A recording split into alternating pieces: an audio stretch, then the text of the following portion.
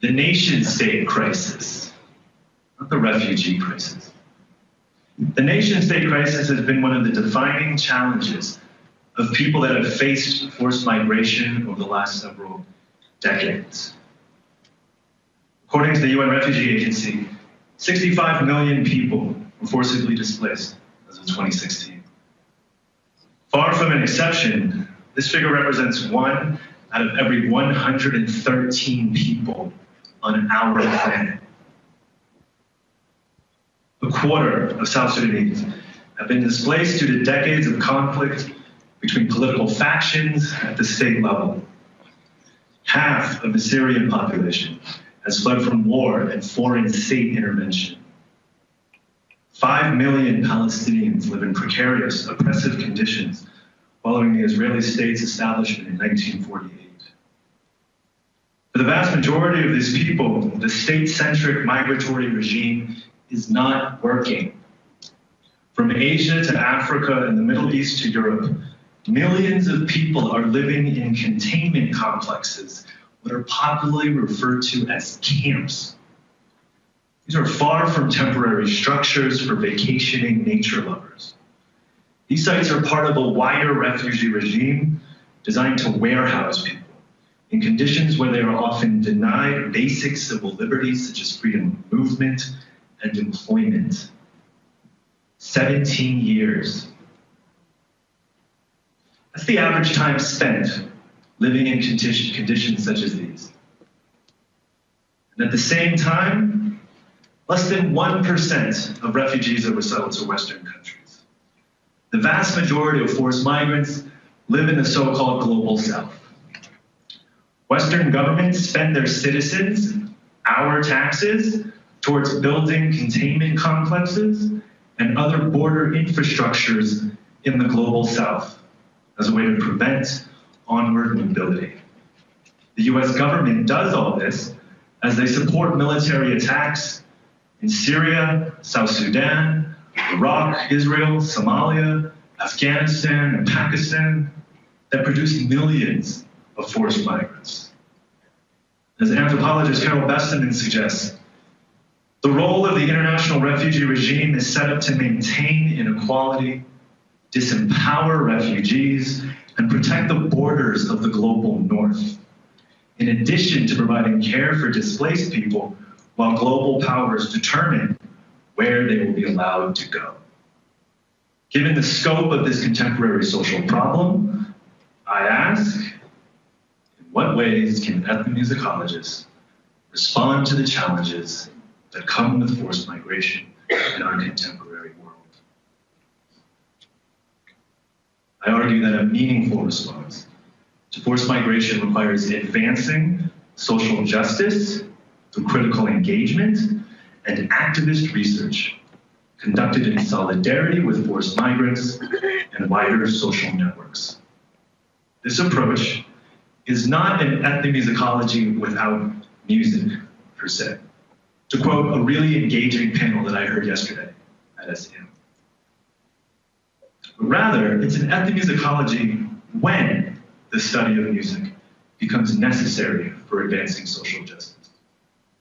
I will demonstrate this approach by drawing on my experiences as an aid worker turned activist researcher in Kenya's Kakuma refugee complex, spent 16 months between 2011 and 2015, as an educator at Indiana University between 2015 and 2017, and as a grant writer for a proposed Center for Forced Migration Studies. I have sought to move from what scholars call a needs-based humanitarianism to a rights-based approach. I will demonstrate how this works with a juxtaposition of 2 case studies involving hip-hop musicians in Kakuma. I first came to Kakuma as a volunteer for the International Rescue Committee. I helped organize what are popularly referred to as theater for development groups. Now, the NGOs in this place regularly tasked performing artists from the refugee population to use music, dance, and drama to address issues such as HIV and AIDS, sexual violence, and drug and alcohol abuse. As ethnomusicologists have importantly noted, these types of projects are beneficial. They do empower local artists and in ways that address complex social problems.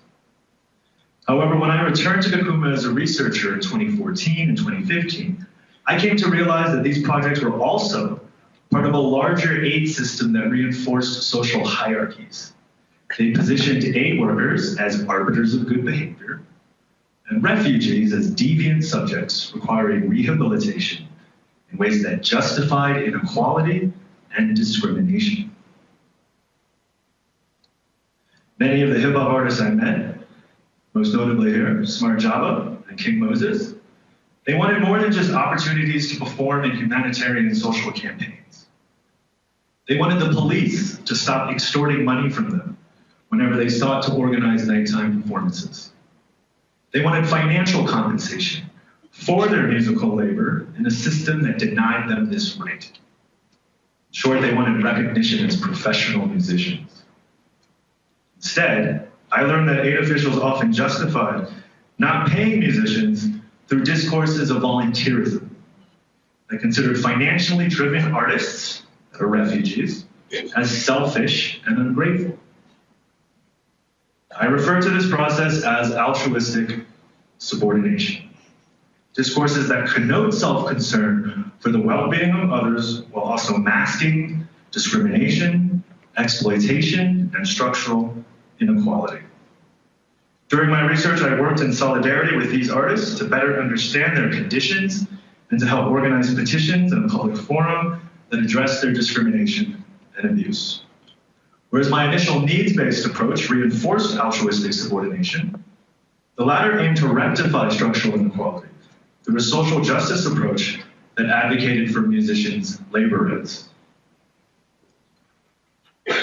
Since returning to IU Bloomington in 2015, I have presented findings from this advocacy campaign and others in several public talks, such as a forum on U.S. immigration policy, an arts and refugee symposium, an African studies seminar, international conferences, AAA, SEM, ICTM. I've also served as a guest speaker for the Indiana-based chapter of No Lost Generation. They're an NGO dedicated to advancing the rights of Syrians, as well as for an undergraduate service learning course involving USAID and forced migrants in West Africa. During some of these talks, I placed the heightened attention on music, whereas for others, I did not. In both cases, I emphasized raising awareness about the ways refugees fought for their rights amidst the oppressive conditions of refugee containment. These talks are also linked to a wider institutional project aimed at establishing a new Indiana Center for the Study of Forced Migration. In fall 2016, I worked in collaboration with Associate Professor Elizabeth Dunn and a diverse network of scholars to try and raise $4 million in grant funding through IU's Emerging Areas of Research program. Fortunately, we did not win, but we did receive $25,000 in startup funds. We've been encouraged to apply again this year. So this October, Professor Dunn and the project team submitted a revised proposal for the second round of funding. The winners will be announced in January. Some of my roles for this project included grant writing, financial modeling, event planning, and social networking with scholars and NGOs. And what follows, I will highlight a few main aspects of the proposed center. The center is interdisciplinary by design. Participating scholars work in the fields of history, geography, anthropology, political science, economics, international relations, race and ethnicity studies, and ethnomusicology. Global in scope, the research team focuses on situations of forced migration in Africa, Asia, Australia, Europe, the Middle East, North and South America. The academic discourse we employ attempts to resist naturalizing what Lisa Malke calls the national order of things. In terms of naming the center, for example, we have purposely eschewed the term refugee for the broader category of forced migration. Elizabeth Dunn, the proposed principal author, has framed the central focus of our revised proposal around the concept of infrastructure, material, institutional, and financial. And in doing so, she suggests that this focus will allow, quote, us to sidestep the traditional linear narrative of exodus, encampment, resettlement, to see the widely variant paths of migration that are shaped by rapidly shifting infrastructural connections. In February 2018, scholars from IU Bloomington, IU South Bend, where I'm based, and Notre Dame will also convene for a workshop in Bloomington on the infrastructures of forced migration. For this workshop, I will discuss the ways musical infrastructures in a refugee complex shape sensory perceptions of place and one's place in the world in ways that reimagine and challenge distinctions between what constitutes a refugee and what constitutes a citizen.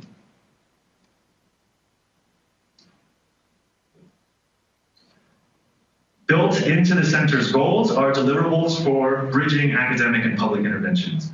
Team members are encouraged to engage in public media appearances, as well as policy-related engagements with consultancies, think tanks, and pro bono work.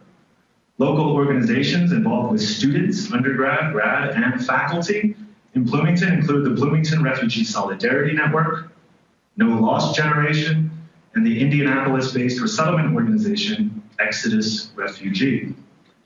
One project of note involves a comparative study about the ways Congolese and Burmese refugees use immigration agencies and social networks upon their arrival to the United States. Preliminary research suggests that while both groups have similar historical trajectories in Indianapolis, the former uses more of Exodus Refugee services, while the latter uses more of their community networks.